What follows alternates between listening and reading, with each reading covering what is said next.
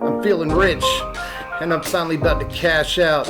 Smothered and covered like I'm some hash browns. Glass clown, stash crowns till I pass out. Bass, trout, lobster on my plate. What's up, my wizards? It's Dev, Mtg. We like it at Magic, and today we're looking at one of the most hyped decks of War of the Spark Standard. By a lot. We're going to see how the other half lives. Here's the Aristocrats.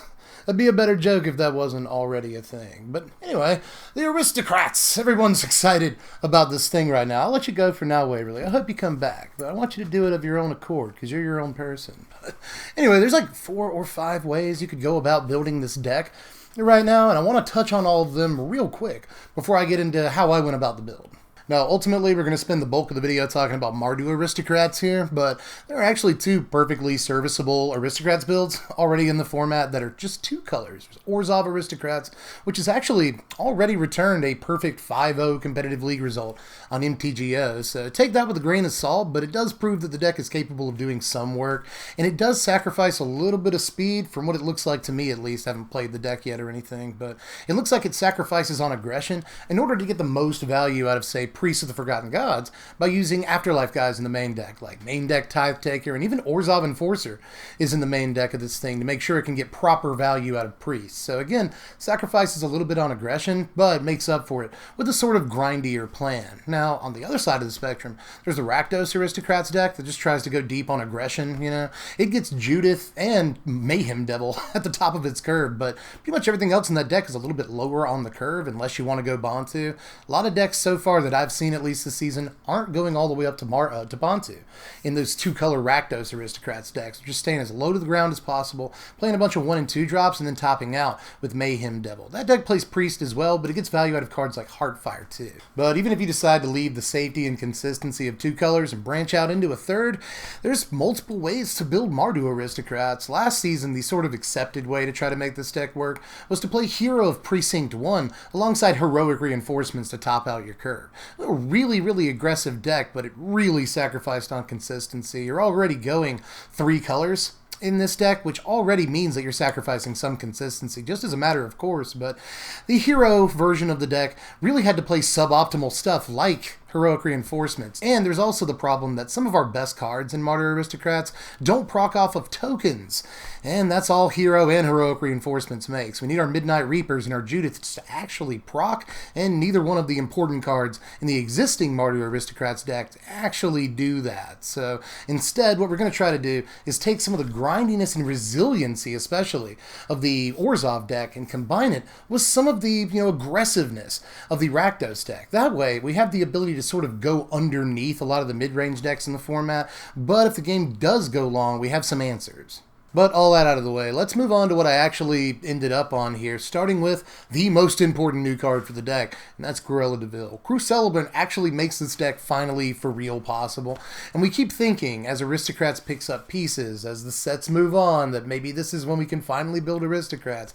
Never quite pans out, but this time around, I think we finally got the card we were actually waiting on for the last, year and a half, something like that. It feels like we've been waiting on Aristocrats to come together forever. We finally got our actual Blood Artist Zulaport Cutthroat thing, and even though it's not super aggressive on the front end, it doesn't provide us with a whole lot of attacking power right when we play it. That's kind of mostly what I'm looking for in this deck. It's still definitely worth the play. Sometimes it won't come down turn 2, it'll come down turn 3 or 4. You'll just swing in, dare your opponent to kill your stuff in combat, or just kill your stuff with a removal spell, whatever, because you'll just get extra value out of it. And it's really nice to go Cruel Celebrant on 2, Judith on 3, we'll say. We'll play 3 copies of Judith in the deck. Usually the deck leans on 4 copies, but now that we've got Cruella in the 2-drop slot, I think we can safely play 3 copies of Judy.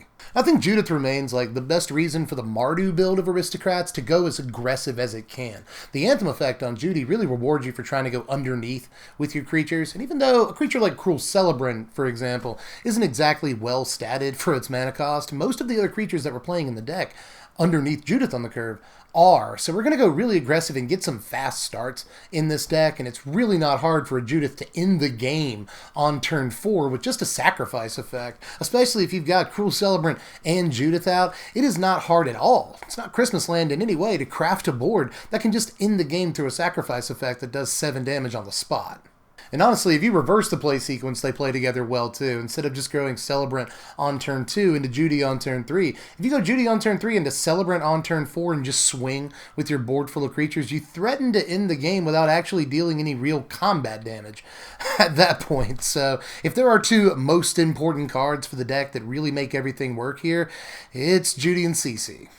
But the other most important card for the deck is still Midnight Reaper. A deck like Aristocrats always needs multiple value engines if it can possibly help it, because if you just sacrifice your entire board, get some value out of that, and don't end the game, then you kind of haven't really gained anything. You've actually put yourself way down in terms of board presence, and that's usually not where you want to be in competitive Magic. So it kind of doesn't matter if you can just wipe out your entire board and deal 12 to your opponent on turn 4. If you don't finish the game, all you really did is put yourself in a terrible position. And Midnight Reaper, along with a couple of other cards that we're playing, really helps alleviate that situation by, again, just helping you churn through your deck and keep fresh on resources.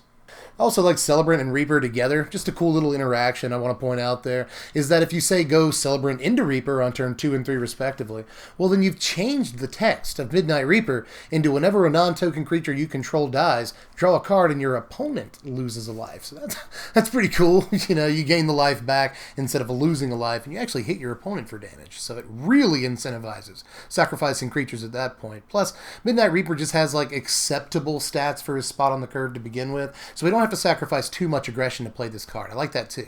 Now, we are playing a fair number of sacrifice outlets in the deck, and they're really important to the list, obviously, but before we get to them, if we want to go low in this deck, we got to play a bunch of 1 and 2 drop aggressive creatures. So I want to get to the meal as much as you do, but let's look at the fodder before we look at the forks, starting with the really low creatures on the curve, like Gutterbones and Footlight Fiend. I wanted to play both of these, and there's a reason I didn't play things like Hunted Witness and Grim Initiate, both of which look great for this deck, but we really don't reliably have the mana in a 3-color deck to get, you know, multiple different colored 1-drops in a Mardu deck, or really any other 3-color deck without unclaimed territory at its disposal. It's really tough to make this work. Like, for example, we only have 8 untapped turn 1 white or red sources, and that's just not enough to guarantee a Hunted Witness or a Grim Initiate, so I went with all black 1-drops for this deck. Now, Footlight Fiend is especially good because we have a total of 14 untapped black or red sources to look at in this deck, so we can get Footlight Fiend really easily on 1, but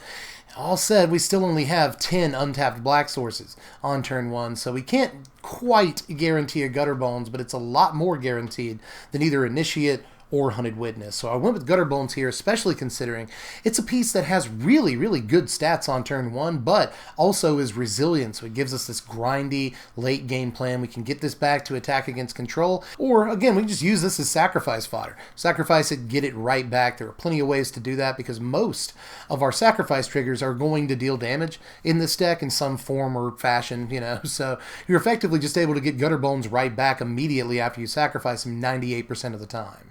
Now, Footlight Fiend might not have the stats that Gutterbones does, but it's still a really good creature in a deck like this. I've already talked about how easy it is to cast on turn 1, which really gives it the nod in this deck over cards that might look a little bit better than it, but we're also just trying to add up as much damage as quickly as possible. We want to make up for the lack of aggression on cards like Cruel Celebrant, and Footlight Fiend is a good way of doing that. Starting the game with a Fiend makes any turn 2 play that we make a pretty good play in this deck 90% of the time, and it works really well, obviously, with all of our sacrifice triggers. Anything that we can sacrifice, this is going to deal that little bit of extra damage that'll sometimes help us cross the finish line, and I like that.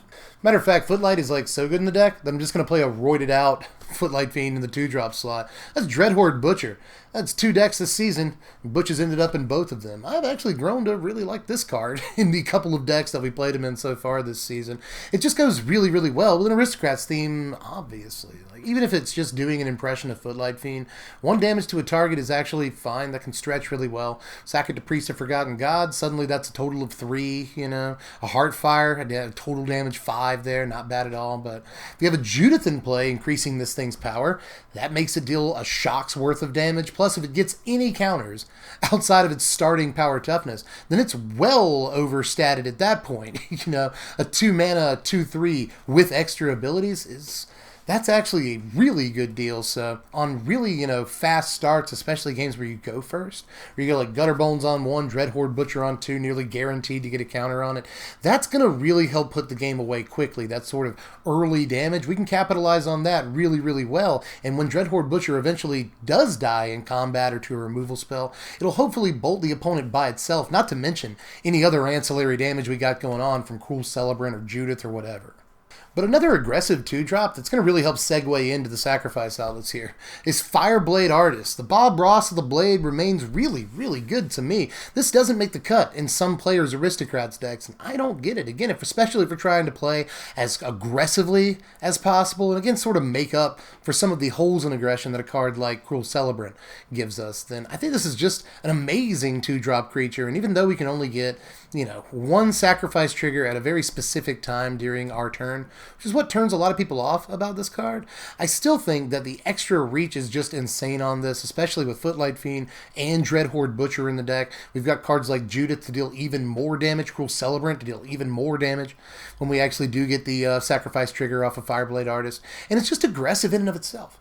This gives us 8 different hasty 2-drop creatures, which is exactly where I want to be in a deck that's trying to go underneath. And this is just going to provide eventual reach, on turn 4 or turn 5. This can sacrifice a creature, and again, if you've got a Judith or a Celebrant out, then you're just at least bolting an opponent. And if that creature you sacrificed was a Footlight Fiend or a Dreadhorde Butcher, well, you're doing even more damage. Enough damage to, again, sometimes just in the game right there. This deck is all about dealing really quick damage on the first 3-4 turns of the game. And then if it has to go any farther on in the game than that, that's when it can really start getting the most mileage out of its sacrifice triggers. And Fireblade Artist is a really good example of that kind of play style. But I'm also playing 2 copies of Priests of the Forgotten Gods to sort of, again, illustrate the ebb and flow between aggression and late-game grindiness that I'm trying to hit a sort of, perfect balance between in this deck. We mostly want to be aggressive, but we also want some percentage of our cards to provide this kind of late-game value, and you really miss Priest if you don't put it in your deck. I was convinced that Priest didn't necessarily belong in this deck because of the aggression, but we need the extra sacrifice outlet, we need the mid and late game card draw engine, we need the extra defense that this provides because it makes them sacrifice a creature too, and in some cases we even need the mana ramp that this provides to get to 4 and 5 drops that we're playing. So even though Priest doesn't have super aggressive stats and you always have to wait a turn to get the value out of it, I still think that, again, the sort of late game grindy value that this card possesses is just too good to pass up. This is another card, if you can actually get an activation out of it on turn 5 or 6, then you might be able to just hit for 8. If you sacrifice one of your creatures as a Dreadhorde Butcher, sacrificing a Footlight Fiend and a Butcher to this is especially palatable. Again, with a Judith out, it's ridiculous. So this can just do everything for you in the late game, and it's one of those Aristocrats cards that doesn't have to end the game on the spot to actually get you value. Just turn-by-turn value out of this card is good enough. The last creature in the deck, the 30th creature, Aristocrats needs to play a bunch of creatures. This one's no different, but the last creature in the deck can end the game on the spot at a fairly hefty mana investment, and that's Bantu. I'm only playing 1 copy of this card, but that's actually 1 more than most Aristocrats lists are playing. Now, I started off with a 2 of here, and I do like the way that 2 copies of this card can loop. That's kind of neat, but in the end, you don't necessarily have to draw more than 1 copy of Bantu, and considering we're trying to keep the curve so low in this deck, I didn't really want to go willy-nilly playing the 5 drops or anything. Yeah, I like a lot about Bantu, but I didn't think he was entirely necessary to go all in on here or anything. But that said, if you can engineer a turn 5 or a turn 6 through 9 where Bantu just comes down, deals 10 damage, and even if he doesn't end the game right there, he draws you 4 cards, sets you right back up for the next turn, then yeah, I think Bantu is definitely worth the inclusion. But we're actually not done with sack outlets yet, because I'm also playing 4 copies of Heartfire here, another one of my new favorite cards. 2 decks, 8 copies of Heartfire, all added up so far. Heartfire is just great in this deck that's looking for sacrifice outlets anyway, so we're easily turning the downside here into an upside. Now, don't get me wrong, sometimes it sucks to draw Heartfire off the top when you just got Wrathed or something. If you don't have anything to actually sack to a Heartfire, it can be really disheartening to actually draw a Heartfire. It is 2 of the 5 Captain Planet elements, so that's nice, in 1 card. But obviously this goes super well, again, with Cruel Celebrant, and Judith, Dreadhorde Butcher, Footlight Fiend, Midnight Reaper, just every card in the deck works really well with Hardfire, and this is one of the best ways to just end things on turn 5. You got in for some incremental early game damage. You played your Gutter Bones on 1, your Dreadhorde Butcher on 2, ended up with a couple of counters on it, got your Judith out, all that. Well, if you just sacrifice your Dreadhorde Butcher to a Hardfire with your Judith or your Cruel Celebrant out or whatever, then again, you're just dealing like 7, 8, sometimes 9 damage all at once. Between this and Bantu, we have multiple plays in the deck that we can just like hit for 10 depending on what our board state is for just a few mana. So yes to Hardfire. If you're going to play it in any deck in the entire format, it's Aristocrats. Now we're going to end the main deck here with a card that might look a little bit surprising because there's a lot we can do with these last 3 slots. But we're just going to port an idea over from the Orzhov Aristocrats deck and play 3 copies of Sorin Vengeful Bloodlord, a card that is ridiculous. Now, Sorin gives us 3 things. A clock, which is the worst thing the card does, but he is, in and of himself, a clock because of his +2 ability, and that's always nice. But he plays really well against aggro because of the lifelink ability, which I'll come back to in a second. That's a lot more broken than it might look like at first glance because we don't just get our damage from attacking in this deck. But he also gives us value in Wars of Attrition against aggro and mid-range decks, but especially against control decks because we want to be able to get stuff back from the graveyard. All of our creatures are really high-profile targets, Celebrant and Dreadhorde Butcher even, but Judith, Midnight Reaper, these are all creatures that the opponent needs to get off the board on sight if they can possibly help it, and they really want to draw that sweeper, because sweepers, even though sometimes Akaya's Wrath can kill our opponent in the right situation, this deck has some built-in sweeper protection in the form of its 2 most important cards, Cruella and, again, Judith, are some form of sweeper protection, as are Footlight Fiend, Dreadhorde Butcher. In the worst situations, a sweeper can kill the opponent because the sweeper just does too much damage to them. But that said, we also want to be able to recover from sweepers that don't kill our opponent, or just spot removal and stuff. And Sorin gives us a great sort of grindy but not too expensive mid and late game piece that allows us to get enter the battlefield value back on a couple of our creatures, or just get into these like sacrifice loops. Sacrifice a creature to Priest of Forgotten Gods or Fireblade Artist, get it right back with Sorin. And those creatures have lifelink. Again, great for attacking, which is really nice, but the lifelink is really sneakily good in this deck because it interacts so well with cards like Judith that deal damage. Now, I want to point out that Priest of Forgotten Gods and Cruella, Cruel Celebrant, they both make the opponent lose life, which isn't damage and won't proc lifelink or anything, but everything else in the deck that deals damage, like Footlight Fiend, Dreadhorde Butcher, yes, even though they're going to the graveyard, they still have the lifelink, so it does work with them, and it works well with Midnight Reaper as well, because it effectively cancels out the damage that Midnight Reaper is doing for you, or to you, so there's just so much that lifelink ability does on Sorin that it's probably good enough for the deck just in and of itself, but the ability to recur your creatures is just absolutely nuts in a deck that has to assemble a bunch of different creatures to really get the maximum amount of value, and all of those creatures are, again, so high profile that they're bound to die. Like, your Judith is bound to get shocked. You just can't count on keeping a Priest of the Forgotten Gods out or a Cruel Celebrant out. All of these creatures are soft to shock and Moment of Craving, and they will die. So if you want to actually assemble the kind of board you want to win the game, Sorin is a really important part of being able to do that. Now, we're running 23 lands in this mana base. That's 17 black, 14 red, and 13 white. We are playing only a couple of white cards in the main deck, but I still want a fair amount of white sources here so that we can get Cruel Celebrant on turn 2 when that's necessary. So we still run 13 white sources, which sort of cuts down on the amount of red sources that we can play, but again, we're not playing so many red cards that we absolutely have to get. 14 is still enough to make sure that we can get Dreadhorde Butcher on turn 2 when that is necessary, for instance. So aside from that, we're fairly heavy on the black in this deck, so I wanted to play more sources of that color than anything else, but we don't have to go crazy because we're not trying to get double black on turn 2 or anything for pretty much anything in this deck. So we can safely play 17 black sources and still play a fair number of other sources. But let's check out our sideboard, and this is mostly meant to deal with control decks. A matchup that we're actually pretty decent against. We try to go underneath sweepers, and again, we have some built-in protection from Kaya's Wrath and stuff in this deck in the form of creatures that'll hit for damage when our guys die. So we have some built-in protections against control, but it's still one of our worst matchups, and we want to make sure that Esper doesn't sweep us and get the upper hand and start turning the corner on us. So with that in mind, we're going to play Duress, obviously, to try to get important spells and Planeswalkers out of their hand. That much goes without saying, but we've also got Tithe Taker to switch in for 2-drops. This is to keep them off of sweepers in the first place, help us develop our board a little bit more, to punish them as much as we can when they finally do get to their sweeper. This will also keep them off of absorbs and stuff on the next turn when we want to land our Judith on the draw. So a lot of important things about Tithe Taker, and it's in a lot of main decks when you see both Mardu and Orzhov builds of this. But there's also Argel's Bloodfast, which I'm taking a swing with here. I really like this in the control matchup. We really don't care less, or you couldn't care less, about your life total. Argel's is great, and when you actually do get to 5 life and flip it over, it becomes a sacrifice outlet, and I like that about it too. So I'm going to take a chance on Argel's here. I really like it in the control matchup, but we don't need to play more than one copy of it, especially considering we already have a bunch of ways to draw cards in the main deck, and ways to get card advantage, like Sorin, for instance, and Gutter Bones. So I don't think we need to go all in on drawing cards against control, but I do want a piece or two in the sideboard that does that, and Argel's does it pretty well. We could also play Experimental Frenzy, Theater of Horrors in this slot, but I think I like Argel's the most, although that is an argument to have.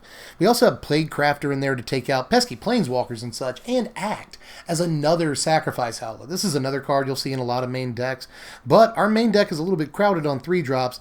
You know, we could play a total of 10 3-drops and probably get away with it here, but I wanted both the high end of things like Bantu and Sorin, and the low end where we get to play a bunch of 1 and 2-drops. So that sort of leaves us a little bit thin on the 3-drop slot, and I didn't think that we had room in the main deck for this, over cards like especially Judith, but also Midnight Reaper, which is a card that I think we absolutely need in the Aristocrats build. So in the end, Plague Crafter became relegated to the sideboard. Other than that, you see the Tybalt in there, another questionable looking 3-drop, but this you'll see in a fair number of sideboards nowadays that carry red for a few good reasons. This shuts off the life gain of Vraska's Contempt, Moment of Craving, Absorb in the Esper builds, Oath of Kaya as well, Kaya's, abilities. That's all of that is actually really important. Even some of these decks that play like Revitalize, this will shut off. And Bond of Flourishing shuts off the life gain from that. All that's important, but this is really good in the Sultai matchup as well, where this shuts off life gain from both Wild Growth Walker and Hydroid Krasis. We don't have a whole lot of like cross-play stuff in our sideboard. It's mostly just strictly against control, but I like the way Tybalt can play against Sultai as well, and this just gives us more creatures, even though they are tokens, which don't work with all of our cards. It gives us more creatures that can sacrifice for value, deal extra damage and stuff. It just makes 2 Footlight Fiends. There's nothing wrong with that either. I do like Tybalt for multiple reasons in this board, but let's finish it off here with the Revival Revenge. The Orzhov build plays 3 copies of this in the main deck. Maximum resilience in the Orzhov build. That's why it's playing the Afterlife dudes, and it's playing this, it's playing Sorin, all of those things, because it's looking for a lot of resiliency. And I'll go ahead and sort of sketch off that plan in the sideboard of this deck. We're already playing, Sorin in the main deck to help give us a couple more resilient elements aside from just Gutter Bones. And Revival Revenge will also come in against control to give us even more of those resilient elements, and also against Sultai to make sure that we can win these long games that we know we're going to get into against these long mid-range decks. Now, before I leave the sideboard, I'll actually give you a little sideboard guide, because again, this is mostly an anti-control sideboard in which pretty much every single card in the board comes in against them. So let's just say I've been taking out every single copy of all of these cards, all of the Footlight Fiends, Fireblade Artists, Heartfires, which I'm still not quite sure about, the 1 Bantu, and both copies of Priest, to just put in all 15 of these cards in the control match. Well, let's talk power real quick. The final score of 68, but honestly the speed number sort of hovers between a 7 and an 8, so it's like a 67 and a half. is the actual power ranking, the final power score for this deck. I like the way this deck plays against a lot of things. We've got decent game against control if we can get aggressive enough or get the most important, grindy pieces out. If we can resolve a Sorin or a Midnight Reaper, we can actually be in business against Esper. But we play pretty well against the aggressive decks too. We add up damage really fast. We do well in combat against them. We threaten them in combat really well by saying, I dare you to kill my creatures, basically. And if we can land a Sorin in the aggro matchup, we've got things all but sewn up there too. And one of the best parts is that the deck isn't budget by any means, but it is on the lower end of expensive. It's just north of $200 to build this thing on TCG Player right now. And there actually aren't that many brand new cards in it. There are some things, Bantu, Heartfire, Celebrant, all that, but even those cards aren't going to necessarily break the bank. So if you've already got all of your Mardu lands or even just some black-red and, black-white lands, one or the other or something, it's not going to be that expensive to put the deck together because most of the non-land main deck pieces aren't actually that expensive. So check the first link in the description if you want to check out the deck list, order any pieces you need from TCOG Player, TCG Player. They do help sponsor the channel, but they're also where you're going to get this deck for the cheapest. There are websites this thing's going to cost you like $350 to build. Don't spend all that extra money. Just go to TCG Player, hit the link in the description down there, check out this deck for the cheapest price you can get it. Apart from that, if you had any questions, comments, concerns, there's a place for that right here on YouTube. It's down there in the comments section. Down there in the sideboard, let me know how you felt about it. Anything that you want to ask why I didn't play. For instance, 6-mana Liliana is just like way too expensive for this deck. A more mid-range build would probably want to play her, but I'm prioritizing speed in wherever we possibly can in this deck. So I didn't think Liliana was quite the right fit, but in long games, she'd be pretty good. She could go in the sideboard, but again, a more mid-range build would almost certainly play a copy or two, at the very least, of Liliana in the deck. But I guess that answers that question. Anything else you got for me down there? Let me know. I like reading your comments. We've got to put our heads together here at the beginning of the season, make these decks as good as possible. All of our ideas are valid, so do that. Aside from that, like the video if you enjoyed it. A lot of work went into this one. I have researched Mardu Aristocrats up and down, built multiple versions of the deck. So if you enjoyed it, please leave a like. Even if you didn't, leave a like. It would really reward me for all my hard work. So do that if you spent all this time watching the video. You know you liked it. You know you did. You can say you disliked it. I know you did. I know you liked it. But aside from that, just subscribe if you haven't done it yet. Lots more deck techs. If you like what you see, we're going to cover a buttload of decks this season because War of the Spark has a bunch of decks that I'm super excited to get to. So hit the bell for notifications. If you really like my fat face, hit the link in the description down there or just go over to patreon.com/SBMTG. All I ask is $1 a month. And I know I'm worth $1 a month. I'm worth a soda every 30 days. And I'll give you stuff for your $1. It's $1 every 30 days, and I'll let you vote on what decks you want to see on the channel, and I'll let you know what decks we're doing about 24 hours in advance. So I'm telling you, $1 a month is worth that. So hop on over to the Patreon if you really want to support your boy. But aside from that, pretty sure I'm done with this one. Just get at me in the comments section, and I'll catch you cats later. I'm Dev from the Blaze. Thanks for watching, my wizards. Spread love, and be kind.